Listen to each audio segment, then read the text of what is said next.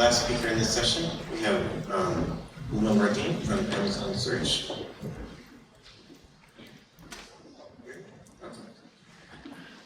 My name is Uma. I'm from the Amazon Search team, here to talk about work done with my colleague Lakshmi, describing the paper, hosting, contextualized inline, very completion with large-scale retail search.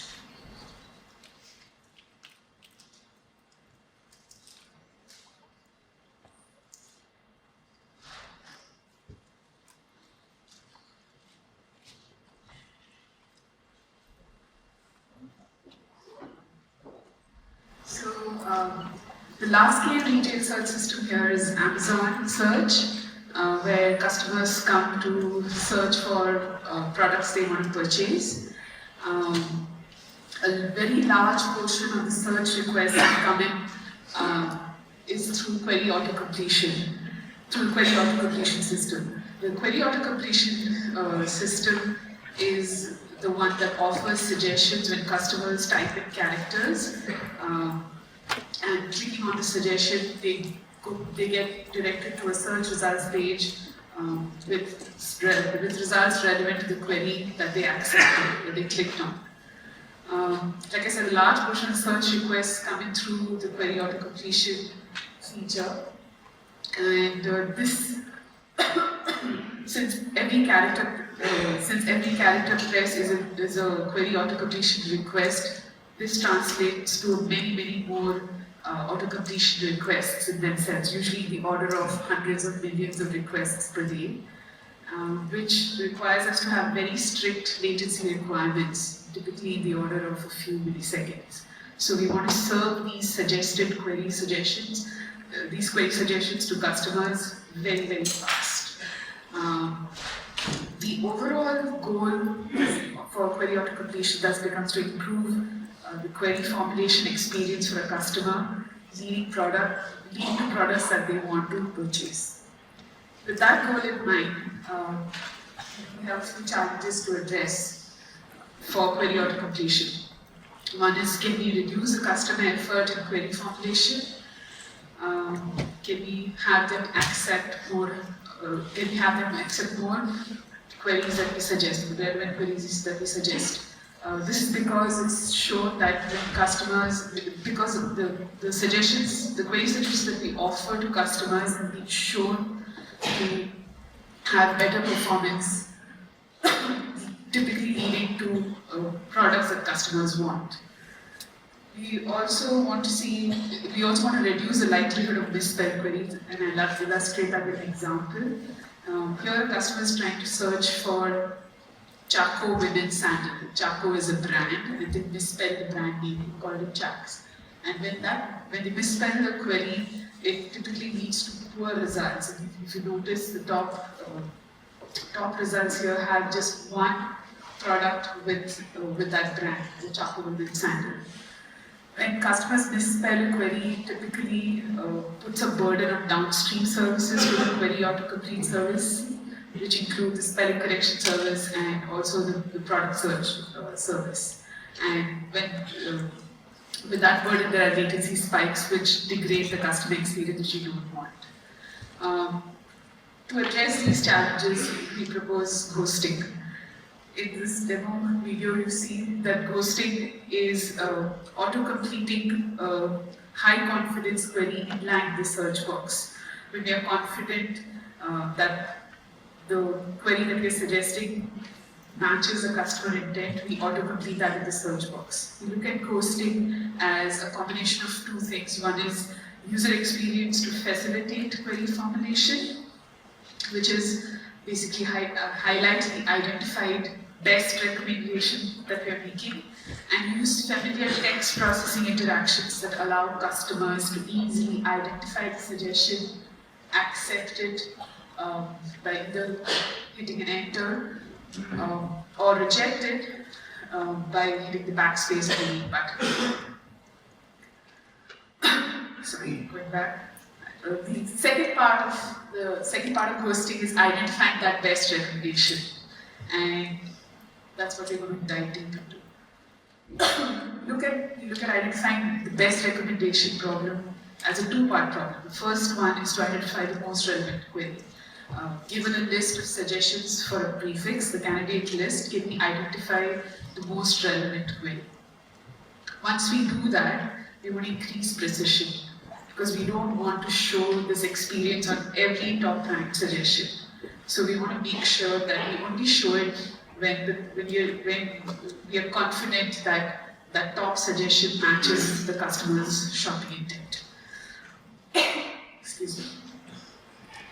For identifying the most relevant query, we use behavior-based relevance, where we're trying to optimize for query behavior, determined by customer actions on that query, which could be searches, clicks on results, cart tags, and purchases related to the query.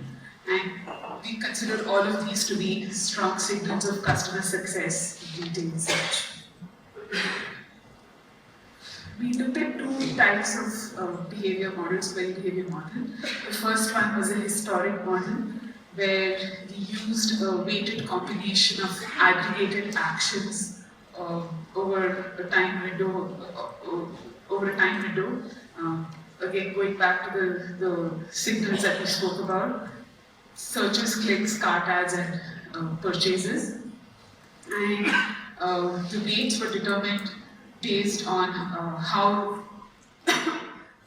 based on improvements over the baseline, on the improvements we made over the baseline. So that was a historic model.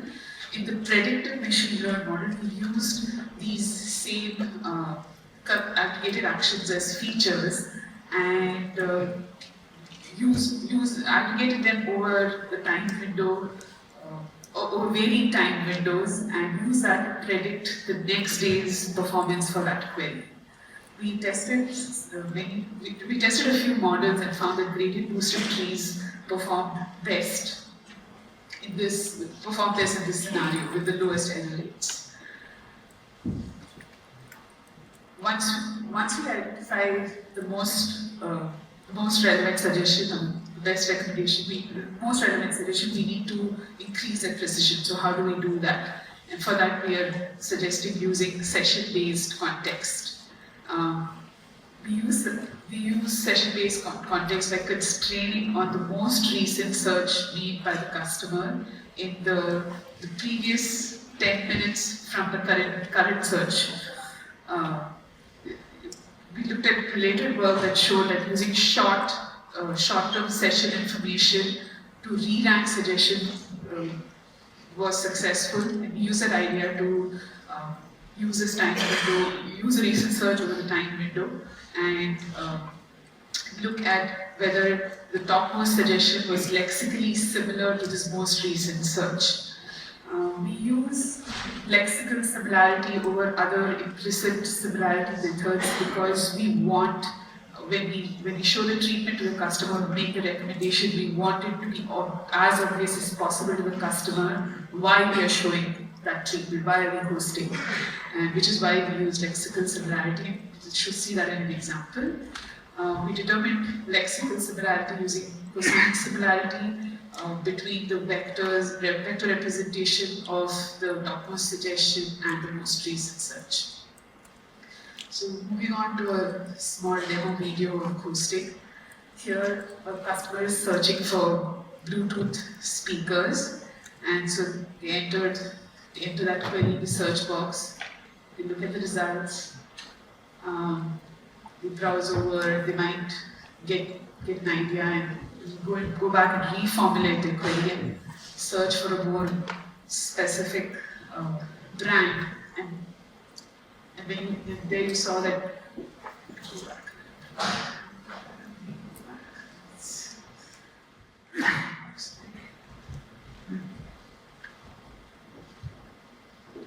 Just play that.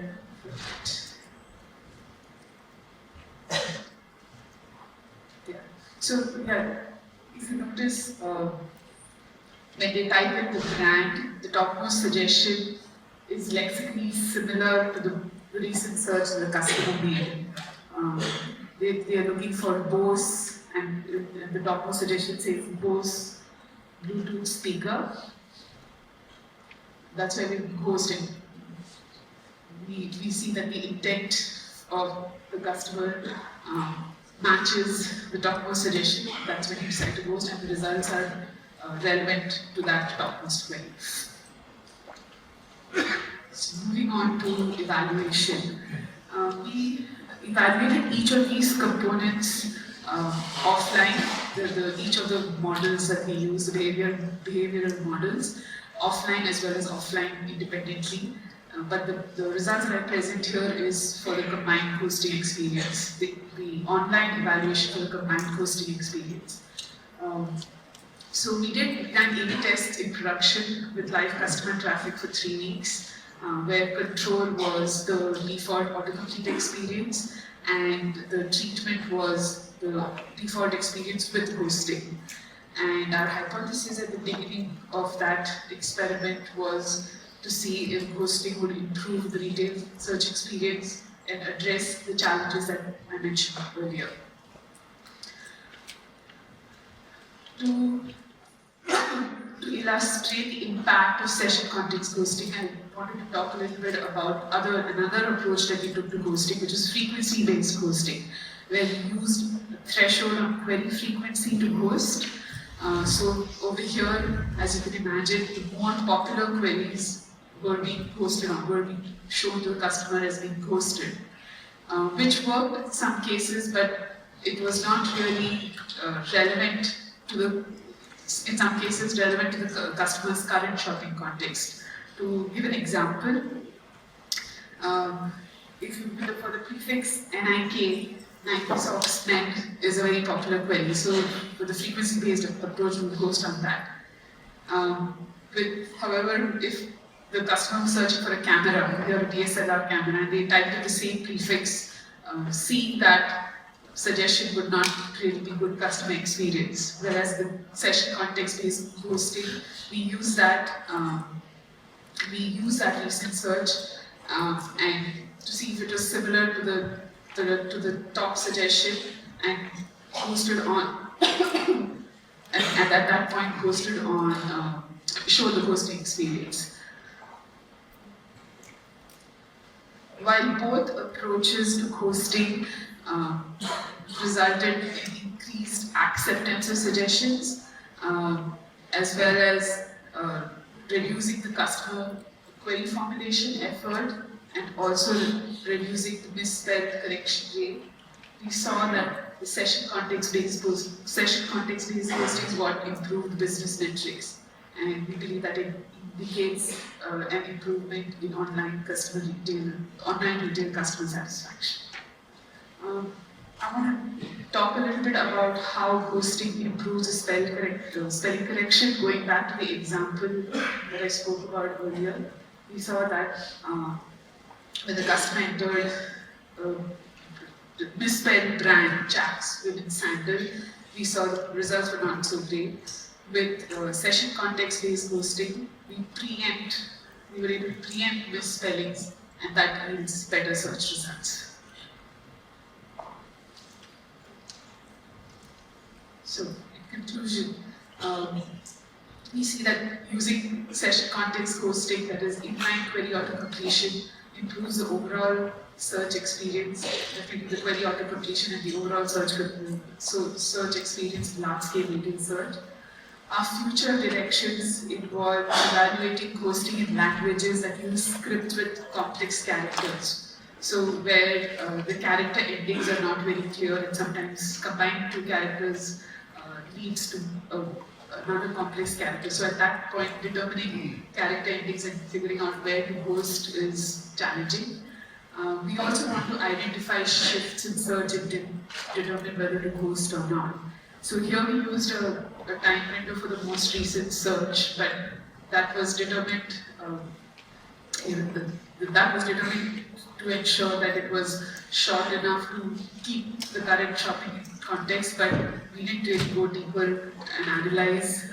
And so one thing would be to look at, okay, where are customers shifting their intent or changing what they want to shop for, so that we don't show false positives.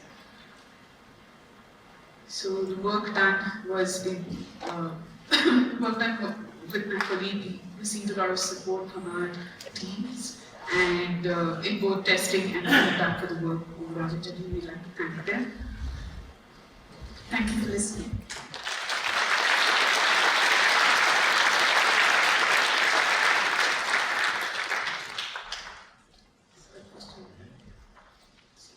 Thank you for the talk. I was shocked at the interface of the ghosting. When I see you're completing something to Nikon digital SLR camera at 3 letters. And the thing that's sort of shocking to me is you have a probably 99% chance of being right if you complete it to Nikon. And then if I keep typing, making the next step. And there's a lot of things I might look at that are Nikon specific. So could you talk a little bit about how you decide whether to complete very specific versus completing a piece of a query that somebody might keep typing from to really drill down to what they want? So camping versus camping accessories. Right. Actually, this was something which we did think about as we were analyzing and even as we were designing. When we were testing out these different approaches, we considered should we just ghost on part of the suggestion or the whole suggestion, and at that point we didn't have any clear indicators or a clear sort of step forward. This is another area of future direction as well that one could look at. But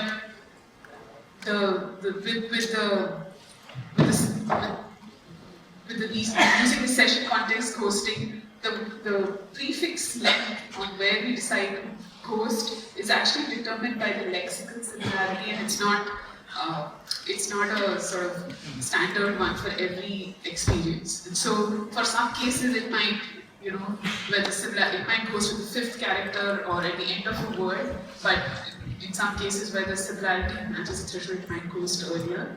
But going back to your point of, wouldn't it be a better experience to host for a single word and allow the customer to elaborate on the query to host further? I think that's something that needs to be explored a little further. Thank you. Oh, it's up here. Yeah. Thank you for the talk. I was wondering if you saw any changes in the performance of the auto-completion based on the number of tokens that you have in the query. Changes in the auto-completion? Like distribution based on how well the ghosting algorithm works based on the number of tokens. Oh, that didn't impact the length of the queries? That's another good question. We haven't done a complete analysis on that. We have impacted, but... So, basically the frequency method that you mentioned, is it like a Monte Carlo?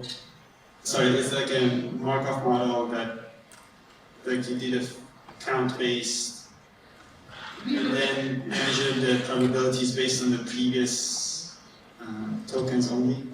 So the frequency-based method looks at how frequently that query occurs over a time window, and if it's above a certain threshold, and the way we determined the threshold was using we did offline analysis and tuned that threshold for precision, and we also did online analysis to look at different thresholds, as in at what frequency threshold should we ghost on, and what metric should we use. And so we used searches, but also looked at some other metrics that we combined to see at what threshold we need to ghost.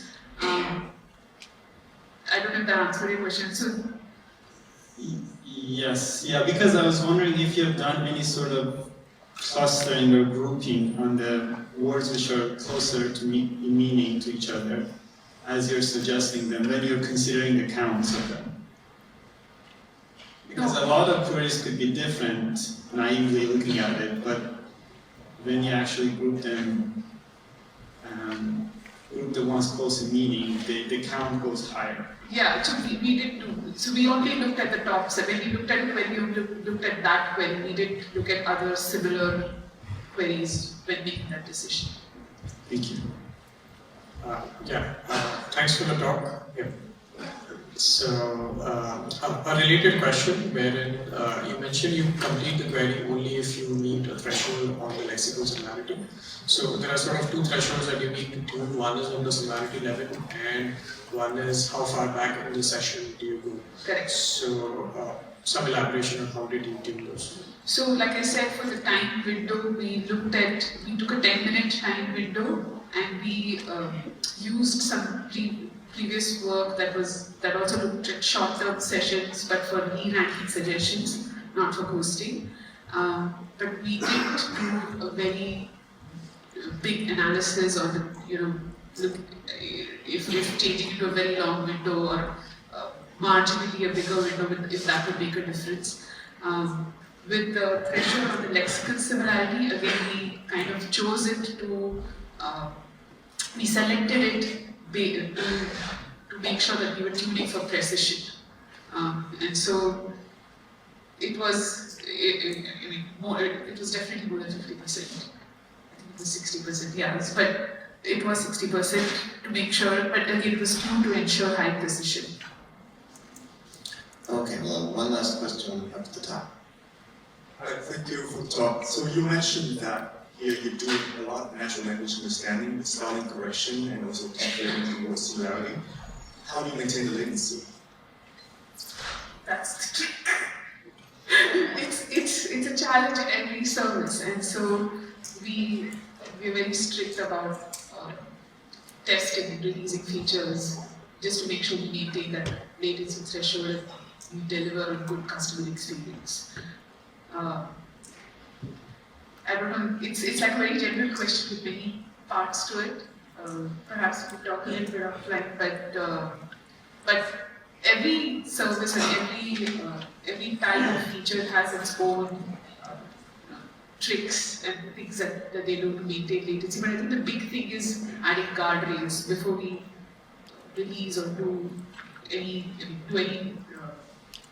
releases or adding any new feature. We make sure we test it thoroughly offline, and when we do A/B tests, we don't release high latency features. All right, let's thank the speaker.